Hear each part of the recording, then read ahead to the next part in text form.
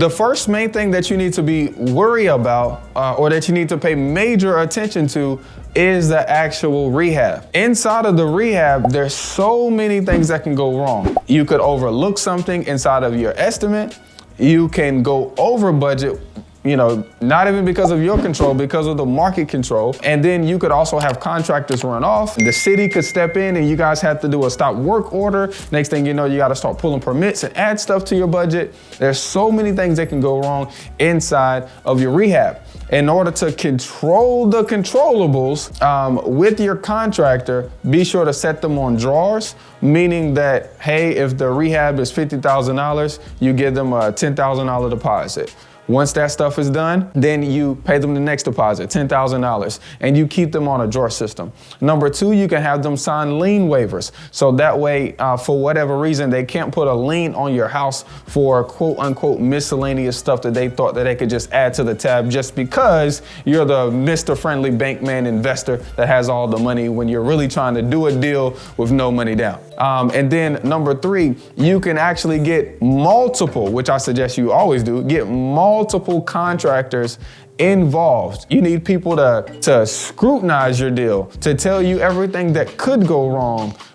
You need contractors to look at things in different ways to give you different estimates so you can make the best decision for that particular deal. Okay, so make sure your rehab is really tight, and 80% of the time is not gonna go as planned. 99% of the time is not gonna go as planned, okay? Now, the next thing is you need to be sure that you get a good tenant, okay? Here are my 3 top tenants that I think that you should be renting to. You should be renting to insurance companies, okay? Insurance companies. You should be renting to group homes who want to expand their businesses, okay? You should also be renting to short-term rental hosts. The reason why I like these 3 people to rent to is because these are businesses. Businesses make money to rent your house. So when they make money, they pay the bills on time. When they use this facility as a business, they keep it cleaner. So generally, they're going to, keep your property up. Generally, they're gonna add things. They're gonna put flowers out. They might put their sign out there. They might, change the paint color of walls. They might enhance the beauty of your property, okay? And then also they're gonna be really cooperative with you, the landlord, because their business is hindered on you guys' relationship. So I love renting to those, okay? Now, not that I don't like Section 8 or those others, but I prefer those 3. And I think you'll find that you typically get more rent, okay? More than market rent with those 3. The next thing you should be weary about is your appraisal. A big part of this BRRRR strategy that you have no control over is the appraisal. Now, the appraisal is the big daddy in the house. Your house has to appraise. You might know how much the house is worth. Your realtor might know how much the house is worth. Your mortgage broker might know how much the house is worth.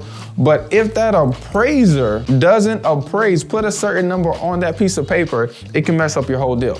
Okay, now this is what I suggest that you do to help influence the amount that the appraiser appraises your house at.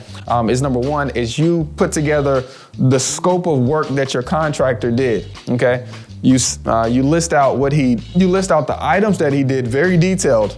If you put in new electrical, put in he removed electrical. He installed electrical in and outside of the house. You know what I'm saying? You want to have a detailed scope of work and also put a line item of how much those things are. If you have multiple contractors, put the contractor's name and their phone number beside that thing.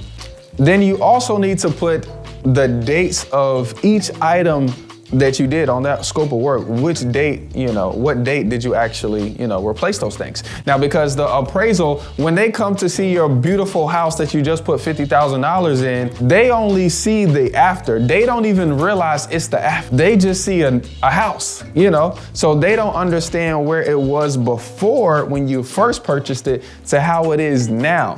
Okay, so you need to have some pictures. I typically keep all of my before pictures on a Google Drive. So that way at the end of it, I can print off those pictures. I can print off my before pictures. I'll take pictures of the after.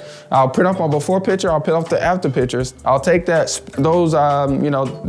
scope of work, and I'll create a separate drive just for the appraisal. And I'll also lastly put in my comps from a realtor. Okay, I'll put in my comps from a realtor. So this last appraisal that we did, I had Kirby do them, but Kirby has several. He like focuses on this area. He knows his area really good. That's his area in Kernersville. So I had him, put his contact information, his CMA, comparable market analysis, inside of my packet that I made for the appraiser. And the day before the appraisal, I say, hey, I'll prepare this for you to let you know what I've done to the house. Okay, I send that link, that Google Drive link, to the appraiser.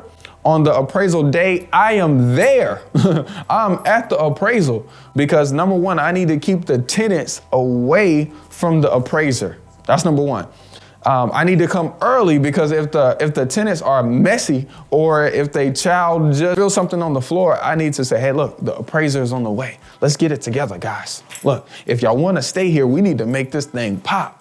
Okay, you gotta help. The tenants don't realize what's going on. They're tenants. They're only interested in a safe place to stay.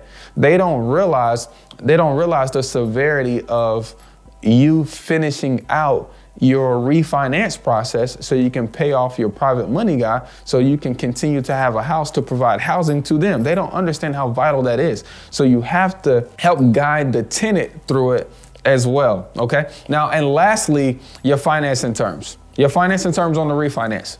This can make or break it. It really can. And I think if you know an investor in your area right now, or if you're an investor yourself and you're telling yourself that the financial terms that we're under right now versus we were 2 years ago, if you don't feel some kind of pressure, you're crazy. Okay. Your financing terms have to be solid. I suggest before you even get into the BRRRR deal that you go ahead and make some relationships with a mortgage broker. You go down to your local municipalities and see who's lending to investors. That you have multiple ways of getting money. Because for each of my refinances, honestly, I typically tell my mortgage broker about it. And I typically tell a local bank about it as well. So I can have 2 people working on it. Because honestly, when 2 people are working on it, it gets done. When one person is working on it, I mean, it might get done, but at the same time, it might not get done. It just might, it probably is gonna get done. It's just gonna take a little longer. It might get done, but there's somebody who can do it better.